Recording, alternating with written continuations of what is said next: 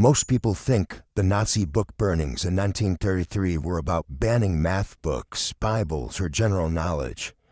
But that's not really what happened. The truth is the Nazis were targeting very specific material. Books on sexuality, gender identity, and progressive ideas that didn't fit their vision of a pure society. One of their main targets was the Sexual Institute in Berlin, a groundbreaking research center that supported transgender people, gay rights, and sexual education. They weren't burning random literature. They were erasing queer voices, science about gender, and anything that challenged old-school moral control. This wasn't just censorship, it was strategic. They wanted to wipe out the visibility of trans people, gay people, of anything that threatened their image of a normal Germany, and it worked. To really understand the 1933 book burnings, you have to step back and look at what Berlin was like in the years before. From 1919 to 1933, during the Weimar Republic, Berlin had become something completely unique in modern history. It was known around the world as a capital of sexual deviance, artistic freedom, and social liberalism. Some called it a paradise for self-expression. But for others, especially many traditional Germans, it felt like society was coming apart. There were over 100 gay and lesbian bars operating openly, cross-dressing clubs, cabarets, and even early forms of gender reassignment clinics existed. The Sex Institute offered surgeries and counseling for trans people, decades ahead of its time. The media, theater, and nightlife in Berlin didn't hold back. Pornographic magazines were sold legally. There were nudist parks. Some performers even became famous for blurring the lines between male and female on stage. To some it was freedom, but to many others it was chaos.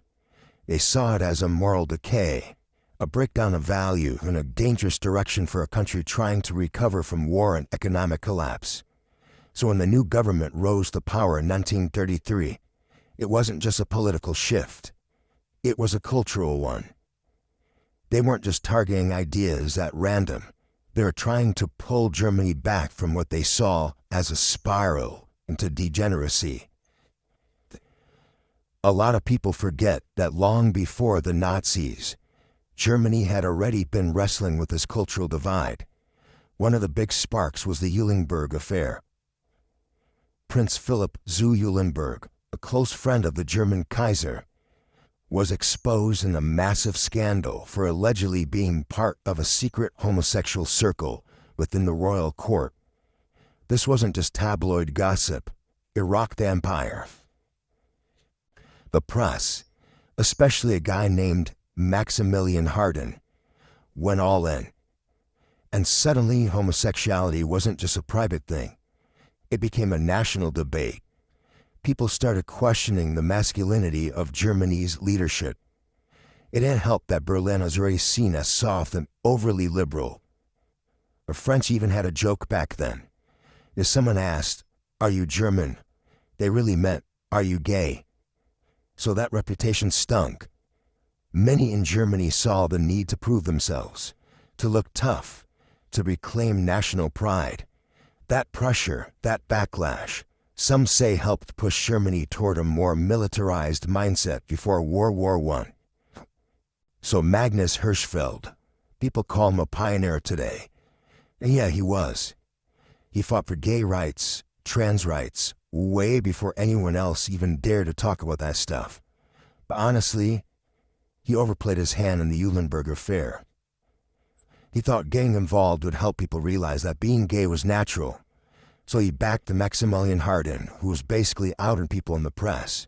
And Hirschfeld flat out said, yeah, these men are gay. He had no proof, but he thought it would help his cause. Thing is, Germany wasn't ready for that, not even close. It just ended up turning people against the entire idea of gay rights. It made it all feel like some elite scandal, and instead of gaining support, it created this cultural split. Suddenly you have people who'd even care before now saying, wait a second, this is what's going on in our government. Later on, Hirschfeld will later admit that his involvement hurt the gay movement. And that division, well, it didn't just go away. It stuck around. Then World War I hits. Germany loses. People are broke, humiliated, and they start pointing fingers. A lot of folks already had resentment bubbling under the surface from that whole scandal. And now guys like Hitler and Goebbels were ready to use it. They didn't invent this anger. They just weaponized it. And honestly, Hirschfeld's work and him being the Jew gave the Nazis something to rally against. He became the symbol of everything they thought was wrong with Germany. Goebbels and Hitler pushed a notion that kids are being taught perversion, that boys are learning about cross-dressing and gay lifestyles right from their textbooks. And once they got that message out, they had university students all riled up. They painted it as a national emergency. That's why one of the first targets was a sex institute in Berlin. These weren't punks or dropouts. These were well-educated, nationalistic young people. And when the time came, they were ready. They weren't just burning books. They thought they were saving Germany's soul.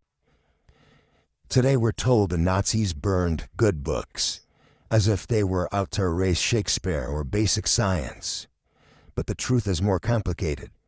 A lot of the material being destroyed came from fringe institutes promoting radical ideas about sex, gender, and morality, often aimed at children. Whether you agree with it or not, it wasn't random. And yet, in modern times, that part is usually left out. What we're shown today often comes with its own agenda, and it's worth asking who benefits from the version we're being told. If you found this perspective interesting, make sure to like and subscribe. There's a lot more history that doesn't make it into the textbooks. Thank you.